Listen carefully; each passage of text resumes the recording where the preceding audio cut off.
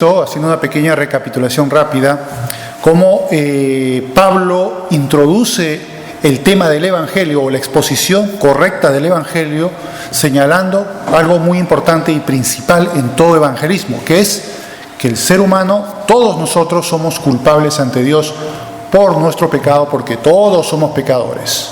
Y por lo tanto eso es algo importantísimo que tiene que ser señalado en toda exposición correcta del Evangelio. Cuando yo testifico a alguien de Cristo, tengo que tener muy claro que tengo que decirle y convencerle, decirle, tú eres pecador, tienes que reconocer que eres pecador, tienes que reconocer la necesidad de arrepentimiento, porque cuando la persona recibe a Cristo y hay un nuevo nacimiento, tiene que haber una revolución moral, tiene que haber un cambio, tiene que haber algo que se va a notar a través de obras que se van a manifestar como fruto de la fe, tal como lo decía Santiago, que van a señalar de que esa es una fe viva y no una fe muerta o solamente intelectual, como lamentablemente existen en muchas iglesias del evangelismo o del mundo evangélico, y no solo del mundo evangélico, sino en general de las iglesias cristianas. ¿Qué ha pasado? Que efectivamente a la hora de ofrecer el evangelio se ofrece como si tengas que tú asimilarte a un club espiritual de Cristo, el club de Cristo, vamos a decirlo de esa manera, en el cual hay una especie de contrato en el cual Dios se compromete a darte bendiciones, ¿no? Yo lo que dije el domingo pasado, quizás algunos puedan haberlo malinterpretado, no es que Dios no quiera bendecirnos o no nos bendiga o sean malas las bendiciones de Dios, por supuesto que no. Vemos que Abraham era un hombre rico, Job también era un hombre muy rico, era muy próspero, y la prosperidad no tiene nada que ver, no tiene ningún defecto. El que tú tengas bendiciones de Dios en buena hora, absolutamente no son ningún problema. El problema que había que señalar era que yo no puedo ofrecer el Evangelio como una carta de presentación diciendo de que es para que tu vida sea bendecida por Dios, para darte el Dios proveedor de bendiciones. No, es para señalarte a Cristo como tu Salvador, el que te va a salvar de la condenación del infierno que mereces por tu pecado, por tu culpa ante Dios, porque estás bajo la ira de Dios y por lo tanto necesitas a Cristo como Salvador, no como proveedor de bendiciones, tipo Evangelio de la Prosperidad, no solo el Evangelio de la Prosperidad está con este error, hay muchos esto ya ha calado en mucho del mundo evangélico, lamentablemente, e incluso de creyentes que son sincera y genuinamente cristianos, pero que estos errores como que sutilmente influyen en la mente y hacen que al final, pues, ese tipo de errores comiencen a calar en las doctrinas de las iglesias y el evangelismo se adultere y se corrompa. Y claro, un evangelismo de esa naturaleza evidentemente no va a producir verdaderos creyentes, nuevos nacimientos genuinos, y por lo tanto esos cristianos pues van a estar ahí entusiasmados por un tiempo, pero apenas vean que las cláusulas de ese contrato son no obedecidas o son vulneradas, el contrato decir de bendición, y de repente ven que les pasan cosas malas en su vida, entonces esta persona dice, bueno, pies bien polvorosa, me voy de aquí. ¿Por qué? Porque claro, él nunca nació de nuevo, nunca acudió a Jesús como su Salvador. Entonces vemos que Pablo está muy enfático, y va a ser hasta el capítulo 3, versículo 20, en que él va a hablar y tratar de convencernos de que somos pecadores. En el capítulo 1 señaló a la humanidad como pecadora y culpable, pero ya en el capítulo 2 comienza a hacer el dedo lo señala hacia nosotros, nos apunta a nosotros, nos dice, tú también eres pecador, ojo, no digas, ay, qué malos que son los otros, no, tú también eres pecador. Y eso es lo que va a señalar, no solamente a los gentiles de Roma, de la iglesia de Roma, sino también a los judíos de la iglesia de Roma, porque él está escribiendo a ambos pueblos. Por eso vamos a ver esa especie de malabarismo retórico de Pablo para poder, digamos, transmitir el Evangelio a dos culturas distintas, dos trasfondos religiosos diferentes. Pues bien, vamos a empezar entonces en el verso 12 del capítulo 2. Capítulo 2, verso 12, donde nos quedamos el domingo pasado. Llegamos hasta el 11, ahora vamos a ver el 12. Dice, refiriéndose pues a todo el mundo, porque todos los que sin ley han pecado, sin ley también perecerán. Y todos los que bajo la ley han pecado, por la ley serán juzgados. O sea, ya sea que tengas la ley, como el pueblo judío, o no la tengas, igual tu pecado va a ser sancionado por Dios. Ahora notaremos alguna diferencia en cuanto a esto, pero ese es el hecho. Con ley o sin ley, el pecado va a ser sancionado por Dios. Ahora, sigamos en el 13. Porque no son los oidores de la ley los justos ante Dios, sino los hacedores de la ley serán justificados. Es decir, los que muestran esos frutos de la fe, esas obras, cumpliendo la ley. 14.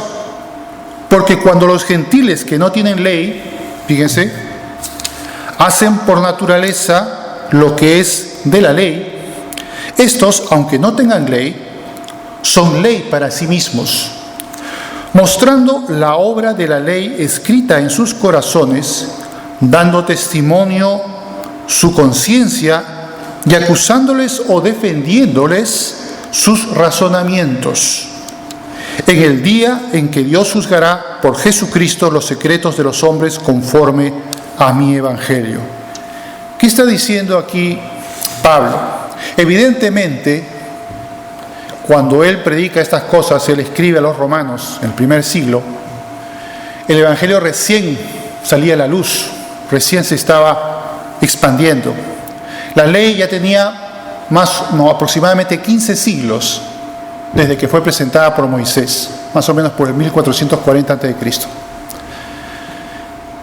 Pero, ¿y qué de los que vivieron antes? ¿Y qué de aquellos pueblos que nunca han conocido la ley de Moisés? Es que al no tener la ley, ¿no pueden ser inculpados de pecado? Pablo dice que sí. ¿Y cómo juzgaría Dios a estas personas si no tienen la ley para poder reflejar y poder visualizar sus pecados, hacerlos revelarse? Si no hay ese contraste que es la ley, ¿cómo ellos pueden saber que han hecho algo malo?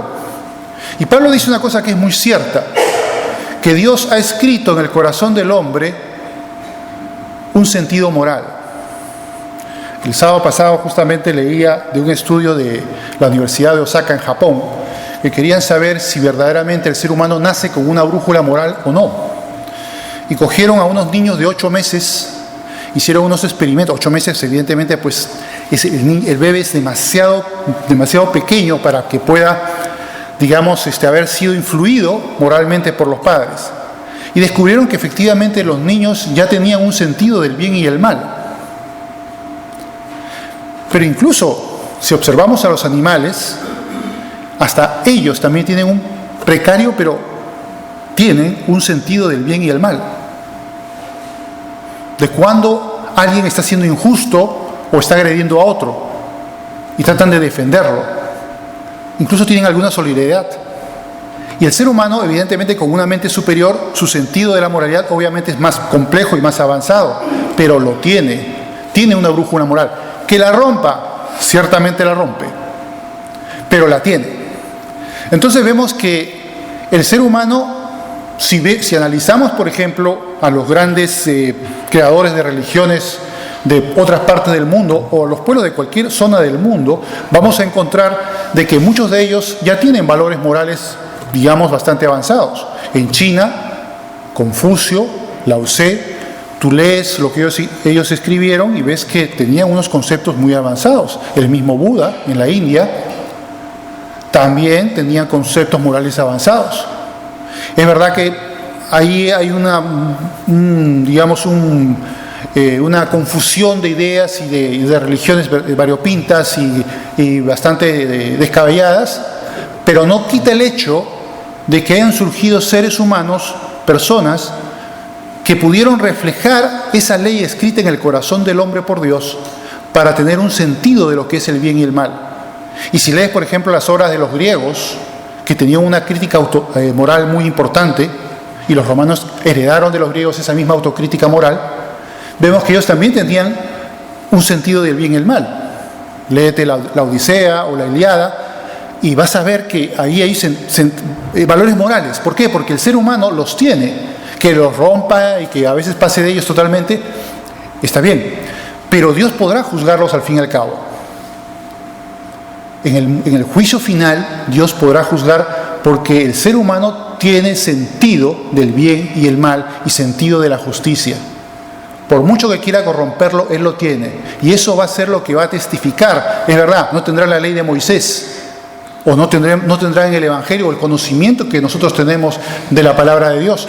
Pero esa ley escrita en sus corazones sí dará testimonio sobre lo que verdaderamente han hecho bien y lo que han hecho mal, y definirá el juicio de Dios.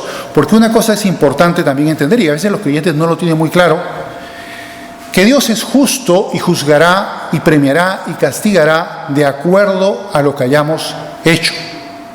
Es decir, no es esa idea que algunos creyentes tienen de que todos los que van al cielo, todos están, pero magníficamente igual.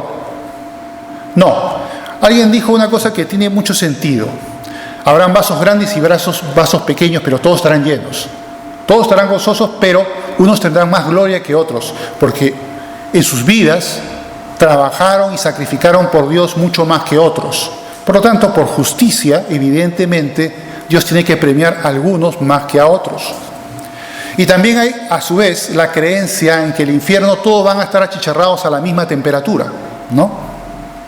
No, tampoco sería justo si Dios hiciese eso, porque va a haber gente que no va a tener la misma cuota de castigo, y eso lo decía Jesús. Ay de ti, Betsaida, que Sodoma y Gomorra su castigo será más tolerable que el tuyo. O por ejemplo en Lucas, capítulo 12, versos 47 y 48, vamos a leer esos dos pasajes, la diferencia entre el que conoce la ley y el que no la conoce. ¿Qué pasa con el que no la conoce? ¿Será igual de grave el castigo para el que no la conoce que para el que la conoce? No. El castigo será más duro para el que la conoce. Y si esa persona ha vivido en el tiempo del Evangelio de Cristo, aún será más duro el castigo, porque ha tenido más luz. Y sin embargo, con esa luz desobedeció a Dios. Ese castigo va a ser muy superior a aquel que nunca tuvo la luz de Dios y pecó, porque no tenía la luz de Dios. Será menos castigado. Y eso lo dice Jesús en Lucas 12. Dice el 47 y 48. Aquel siervo que conociendo la voluntad de su Señor no se preparó ni hizo conforme a su voluntad, recibirá muchos azotes. Mas el que sin conocerla hizo cosas dignas de azotes, será azotado poco. Porque a todo aquel a quien se le haya dado mucho, mucho se le demandará, y al que mucho se le haya confiado, más se le pedirá. Creo que aquí queda bastante claro que a más luz de la ley o del Evangelio tengamos, más responsables somos ante Dios. Bien, vamos a continuar entonces con lo que siguiente que dice Pablo en el capítulo 2. Y ha hablado al principio de todo el mundo, de toda la humanidad. Luego nos señala con el dedo diciendo, tú también eres de ese grupo, no te hagas el listo que tú no eres, no, tú también. No mencionaba a los judíos al principio, podemos entender que se estaba refiriendo a los gentiles de Roma, pero ahora se va a referir a los judíos de Roma. ¿Qué pasa con el pueblo judío? Ya entonces, incluso hoy en día también, el pueblo judío es un pueblo muy orgulloso de haber recibido la ley, ser el pueblo elegido por Dios. Y ellos se sienten pues que verdaderamente son la élite de la humanidad. Pero Pablo va a derribarles de ese pedestal y decirle, no, tú eres el judío, vamos a ver, a ti también me refiero. No te hagas el listo que pienses que tú, porque eres judío, no estás exonerado de esa culpabilidad por tu pecado. No, tú también. Dice, vamos a ver el 17.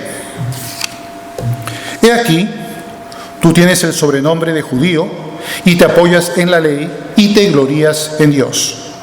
Y conoces su voluntad e instruido por la ley apruebas lo mejor.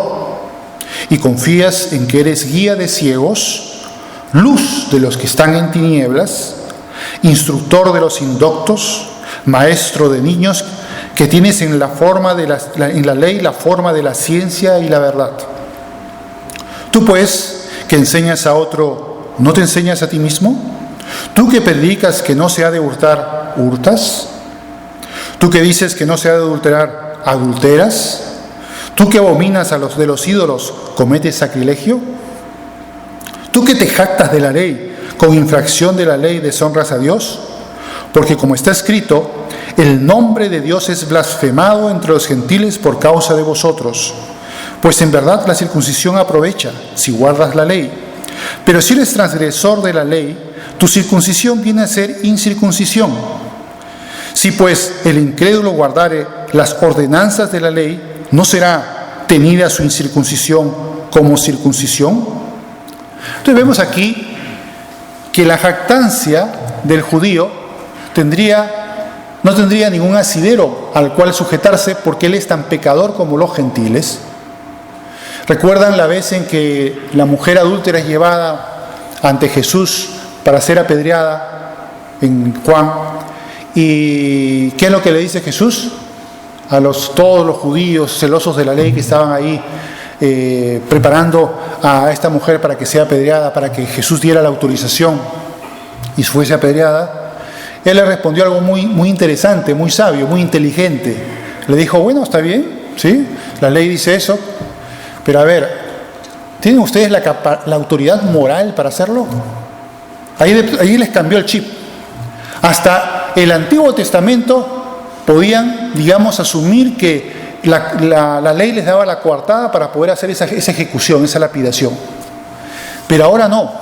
Ahora estaban bajo un nuevo espíritu, el espíritu de la gracia, que había sido inaugurada desde el mismo nacimiento de Jesús y que fue, digamos, instituida plenamente en su muerte y su resurrección, en la cual Dios ya no mira de la misma manera al ser humano como lo miraba con la severidad que lo veía antes, sino ahora lo mira con gracia.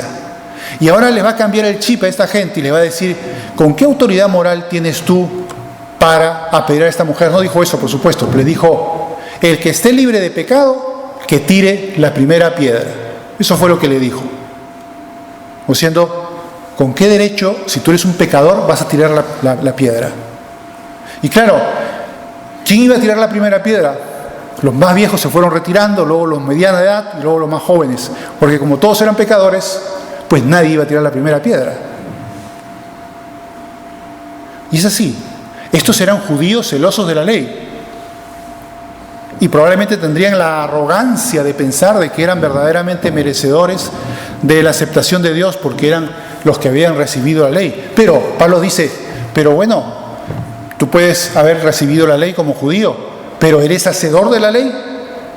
¿La cumples al 100%? ¿Puedes justificarte absolutamente, humanamente, por tu propio esfuerzo? Simplemente porque eres judío que recibió la ley, ¿ya eso significa que estás aprobado por Dios?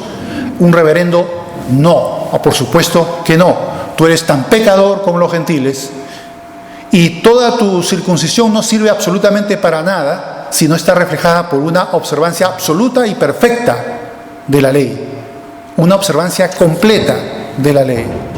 Si es así, vale, pero como no hay nadie que pueda lograrlo, ni gentil ni judío, pues tú también estás bajo la culpa y tú también estás bajo la ira de Dios. Entonces vemos cómo Pablo al final ya engloba a los dos grupos de la iglesia de Roma, gentiles y judíos.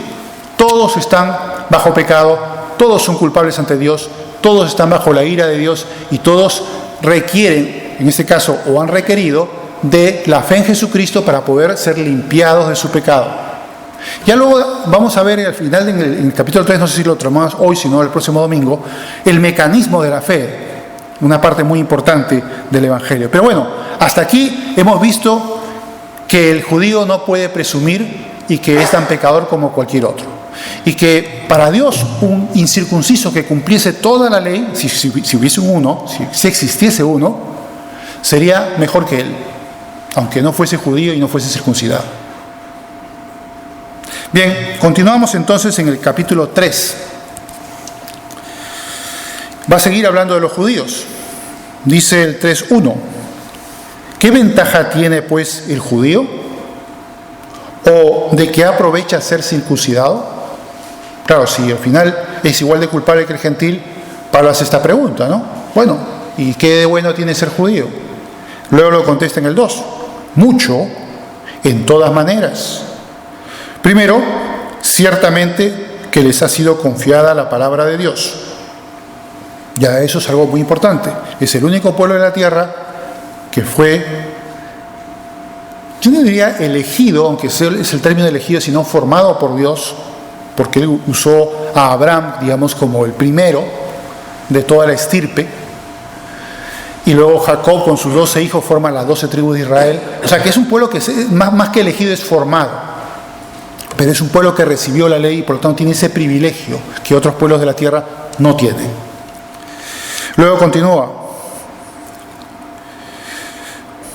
Pues, ¿qué si algunos de ellos han sido incrédulos?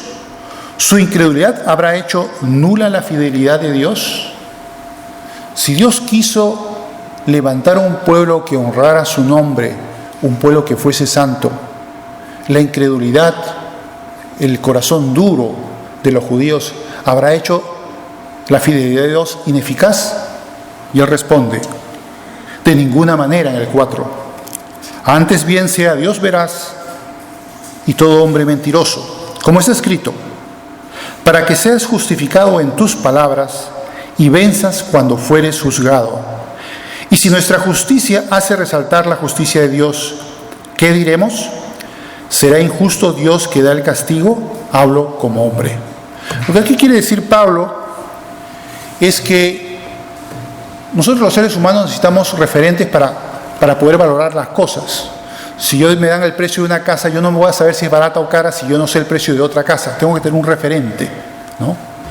Entonces los referentes nos sirven para poder valorar las cosas si son excesivas o son, digamos, leves. Del mismo modo, la justicia de Dios contrasta contra la pecaminosidad humana y hace relevante la justicia de Dios. Y Pablo dice, ¿es que esa relevancia de la justicia de Dios por nuestro pecado hará que Dios sea injusto? No. ¿Nos inculpará injustamente sabiendo que nuestro pecado está resaltando su santidad? Por supuesto que no.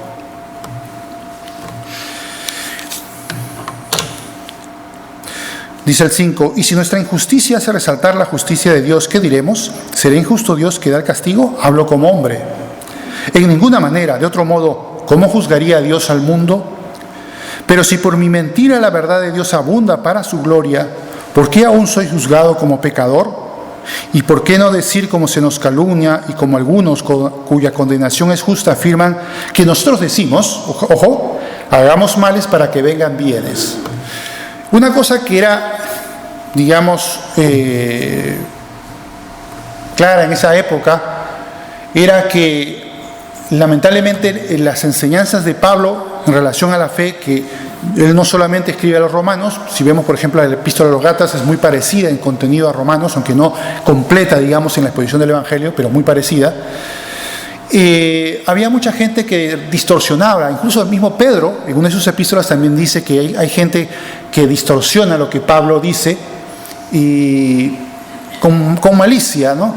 Gente que verdaderamente, como estos ateos que suelen en las redes sociales hablar cosas de la Biblia y las retuercen de una manera brutal y grotesca para tratar de decir lo que no dice la Biblia, pues lo mismo hacían con Pablo ya en esa época y posteriormente, por supuesto, para poder tergiversar lo que decía Pablo.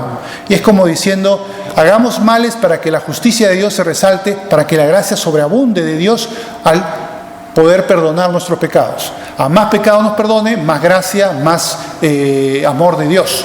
Y eso, digamos, que exaltaría a Dios. Y entonces, si yo peco más, entonces voy a exaltar más a Dios de esa manera. Es una forma totalmente absurda y retorcida de lo que está diciendo Pablo y lo que nos enseña en el Nuevo Testamento.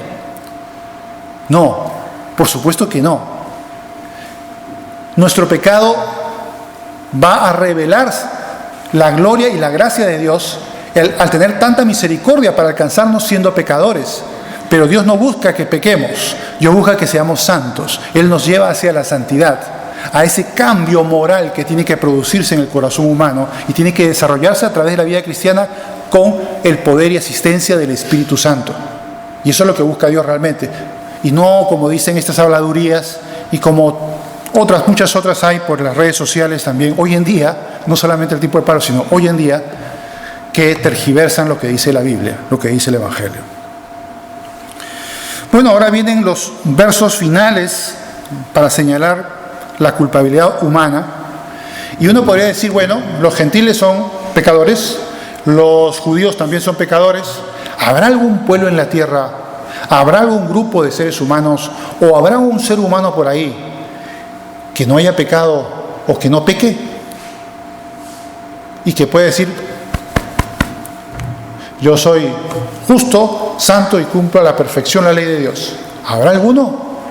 Aquí nos va a Pablo a citar el Salmo 14 y añadiéndole otras partes de la Biblia para señalarnos esto que va a decir ahora. Veamos, capítulo 2, el verso 9, dice, ¿qué pues? ¿Somos nosotros mejores que ellos? En ninguna manera.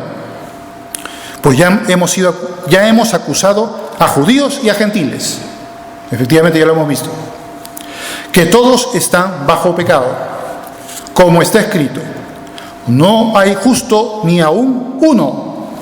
No hay quien entienda. No hay quien busque a Dios. Todos se desviaron, a una se hicieron inútiles. No hay quien haga lo bueno. No hay ni siquiera uno. Sepulcro abierto es su garganta, con su lengua engañan. Veneno de áspides hay debajo de sus labios. Su boca está llena de maldición y de amargura. Sus pies se apresuran para derramar sangre. Quebranto y desventura hay en sus caminos, y no conocieron camino de paz. No hay temor de Dios delante de sus ojos. Este cuadro es verdad que es bastante crudo y que obviamente muchos de nosotros digamos, bueno, yo no soy tan malo, ¿no? Pero sin embargo es una generalización de toda la maldad humana. Y es verdad que unos serán más malos y otros serán menos malos, pero todos nosotros en alguna medida somos malos, pecadores y por lo tanto sujetos a la condenación, a la ira de Dios y al infierno. Quizá no en un cuadro tan crudo como el que estamos viendo aquí, evidentemente, pero estamos todos en ese mismo gremio de los culpables. No hay justo ni aún uno, y yo tampoco. Yo no soy la excepción, ni tú tampoco, de esa justicia perfecta. No hay nadie en la humanidad. Unos, es verdad, son más malos y otros son más buenos, pero todos, al final, todos han pecado y todos están destituidos de la gloria de Dios, como lo va a decir más tarde, un verso más adelante. Bien, luego dice el 19. Pero sabemos que todo lo que la ley dice, lo dice a los que están bajo la ley, para que toda boca se cierre y todo el mundo quede bajo el juicio de Dios. Aquí no está diciendo, cuidado que se puede malinterpretar, a los que conocen la ley. No, está diciendo a los que están bajo la ley. Bajo la ley estamos todos, toda la humanidad está bajo la ley. Aunque no toda la humanidad conozca la ley, toda la humanidad está bajo la ley. Y ahora nos va a decir el propósito de la ley. ¿Será que la ley fue dada por Moisés para brindar un método de que el hombre, como decía el pelagianismo que vimos el domingo pasado, Pelagio pensaba, o por lo menos esa idea triunfó de él, de que el ser humano tiene la capacidad de poder cumplir por sí solo la justicia de Dios? Evidentemente Pablo lo está desmintiendo y es una falsedad, por eso se trató a Pelagio como hereje, porque estaba diciendo una cosa totalmente falsa, no solamente eso, sino otras cosas más que dijo. Pero eso no sucede nunca, es algo que no se da en ningún ser humano que sea capaz de cumplir, por muy bueno que sea, la justicia de Dios en su plenitud. No hay nadie. Y por lo tanto todos están sujetos bajo la ley que revela el pecado, y eso es lo que va a decir en breve. Ya que, dice el 20, por las obras de la ley, ningún ser humano será justificado delante de él, porque por medio de la ley es el conocimiento del pecado. O sea, entonces, si Dios nos entrega la ley y sabe que no podemos ser salvos por ella, ¿por qué entregó la ley? Por este propósito, porque Dios necesita revelar al hombre de una manera precisa su culpabilidad, no a través de su propia ley escrita en su corazón, que puede diferir de una persona a otra, sino de una manera directa, por revelación. Es Dios que revela a Moisés un decálogo moral que tiene que ser obedecido y que lleva al entendimiento de lo que Dios quiere que hagamos y de lo que Dios quiere que no hagamos. Por lo tanto, es lo que nos revela que somos pecadores.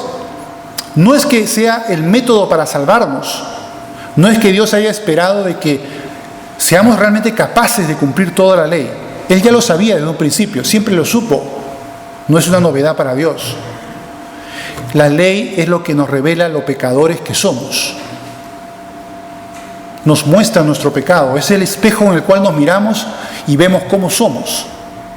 Yo no me voy a ver en el espejo de Buda, ni de Lao Tse, ni de Confucio, ni de cualquier otro pensador griego, qué sé yo. No, yo me tengo que ver en lo que Dios reveló a Moisés, en lo que Dios directamente dijo, esto es así, esta es la ley. Y ese es el verdadero espejo que me va a servir para poder revelar mi pecado. Es a partir de ese punto en el cual Dios va a disponer un mecanismo para que seamos salvos. No necesita, por ende, de que tengamos un medio de conocer nuestra pecaminosidad. Ahora bien, entonces, ¿qué pasaba con los israelitas que recibieron la ley de Moisés? ¿Qué pasaba? Que Dios sabía que ellos no podían justificarse por la ley, aunque la idea era en sí que ellos sean salvos por medio de completo cumplimiento de la ley. Pero él sabía que eso no sucedería. Entonces estableció un oficio sacerdotal de carácter expiatorio, en el cual se presenta a unos sacrificios de animales. Se ponía la mano sobre la cabeza, el pecador tenía que poner la mano sobre la cabeza, de tal manera de que el animalito muriera expiando los pecados de la persona. Por supuesto, eso tampoco funcionaba en sí, porque era una metáfora, una figura de Cristo, quien en el futuro iba a desempeñar ese papel expiatorio, ese papel en el cual Él iba a pagar con su justicia, y eso lo veremos más adelante. Creo que mejor lo vamos a dejar para el próximo domingo esa parte, para tratarla con más cuidado. Pero lo que quiere decir de que tenemos que la ley nos va a revelar nuestro pecado y me estaba olvidando, lo que estaba diciendo en relación al pueblo de Israel que ofrecía sacrificios, es que todos esos sacrificios lo que hacían era una metáfora, era una forma, digamos, de cubrir pecados, pero no de una manera realmente efectiva, como nos lo explican en Hebreos, sino como una figura de lo que iba a ser Jesucristo en el futuro. De tal manera que la obra de Cristo en la cruz sirvió para el momento, el futuro y el pasado. Se extiende a través del tiempo. De tal manera que cubre todas las áreas de la humanidad, y siempre el mecanismo que luego vamos a ver, y que no lo voy a hacer ahora porque quiero dedicar más tiempo, es el mecanismo de la fe en Jesucristo, que es lo que va a tratar a partir del siguiente verso 21 hasta el fin del capítulo 3, y eso ya lo trataremos el próximo domingo. Pero bueno, en conclusión, hasta aquí, hasta este verso 3:20, vemos cómo Pablo nos señala el pecado de la humanidad y nuestro pecado. ¿Por qué? Porque es absolutamente indispensable de que sepamos los pecadores que somos. Si una persona va a Cristo sin saber que es pecador, ¿a qué está yendo? No tiene sentido. Ahí no va a haber un nuevo nacimiento con toda seguridad, porque no se le ha expuesto que necesita arrepentirse. Arrepentirse es un cambio de mentalidad. no es simplemente compungirse por el pecado, sino es cambiar el enfoque. Yo estaba yendo detrás de mis concupiscencias, detrás de mis pecados, detrás de mi desvarío, detrás de mi moralidad, detrás de mi injusticia, detrás de mi maldad, para ahora voy a ir en otra dirección, a la obediencia a Cristo. Es cambiar mi enfoque mundano para ir mi enfoque hacia Dios. Ese es el arrepentimiento. Tiene que haber un cambio de enfoque, pero no puede haber un cambio de enfoque si tú no crees que no es necesario. Si tú no te ves como pecador, ¿qué cambio de enfoque vas a hacer? ¿Y cómo yo le puedo decir al pecador cuando le presento el Evangelio que tiene que arrepentirse si no le revelo que es pecador? Si no le compenso que está bajo culpa y condenación. No hay forma, ¿no? Tenemos que tener eso bien claro en nuestro evangelismo personal, el evangelismo de iglesia, de que el verdadero evangelio, tal como lo expone Pablo en Romanos, señala principalmente que cada oyente, cada ser humano es un pecador.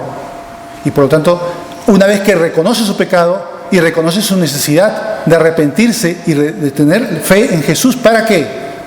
¿Para entrar al club de las bendiciones? No es para entrar al club de las bendiciones, es para ser salvo de la condenación del infierno, ni más ni menos. Y no solamente eso, sino para que luego tenga vida eterna. Por lo tanto, es algo muy serio y es un punto muy importante. Y se da, pues, Pablo 2 capítulos, prácticamente más de 2 capítulos, en señalarnos esta gran verdad. A partir de este momento ya Pablo va a empezar a hablarnos del mecanismo de la salvación. ¿Qué es lo que Dios provee? Si sabe que el hombre es incapaz, y siempre lo supo, él tiene que proveer una solución. Y eso es lo que vamos a ver a partir del próximo domingo. Oremos. Padre Santo, te damos las gracias, Señor, por la enseñanza de tu palabra, Señor. Te damos gracias porque esta epístola a los romanos nos señala, Señor, el aspecto importante a tener en cuenta, Señor, para un evangelismo correcto, que es que todos los seres humanos, incluidos nosotros, somos pecadores y hemos estado bajo la culpa, Señor, por nuestro pecado y bajo la ira de Dios. Te pedimos, oh Dios, que lo tengamos muy claro, Señor, para poder presentar el Evangelio a otras personas y no simplemente cometer el error que muchas iglesias están cometiendo de presentar el Evangelio como una especie de afiliación a un club espiritual en el cual se va a recibir los beneficios de las bendiciones de Dios. Ese no es el Evangelio de Cristo. Te pedimos, oh Dios, que nos ayudes a seguir estudiando este libro de Romanos, que es tan importante, tan enriquecedor y que fue capaz de cambiar tantas vidas que tuvieron contacto, Señor, con el estudio de Romanos. Te pedimos que nos afirmes, pues, en la fe, en el precioso nombre de Cristo Jesús. Amén.